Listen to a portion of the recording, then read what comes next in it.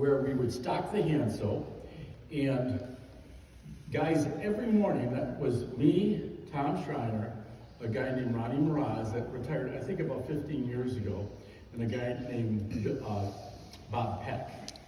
And the four of us would go there. We would have to bring a check and prepay for the product.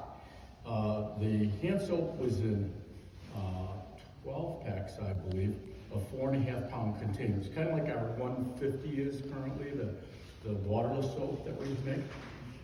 And we would buy it from the company, and then I would go sell it to a customer, and I would go home, and my wife would take her little selectric typewriter and type invoices and mail them to my customers to bill the customers. So the company didn't do any billing at all.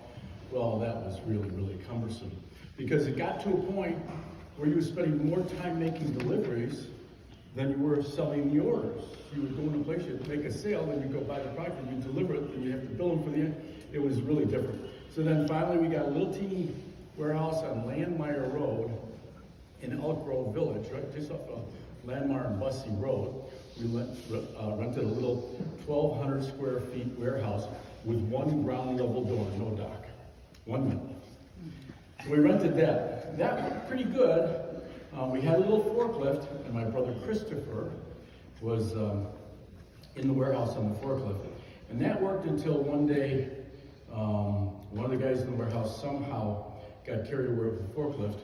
And we had this 1,200 square foot unit with an open door, ground level door, and then a little door that came into the office, and we put up a wall with 2x4s and paneling, brown paneling on each side, and the desks were in there. We had one secretary. That worked really well until one day he got carried away with the forklift and ran the forks through the wall. Unfortunately, our secretary was between the forks.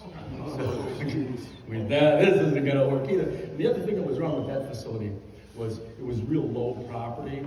So when they developed the property next to us, it would flood all the time. So we had to move out of there. And that's when we got the warehouse in Addison. And then finally we outgrew that because it only had 20-foot clear ceilings. And that's when we built this.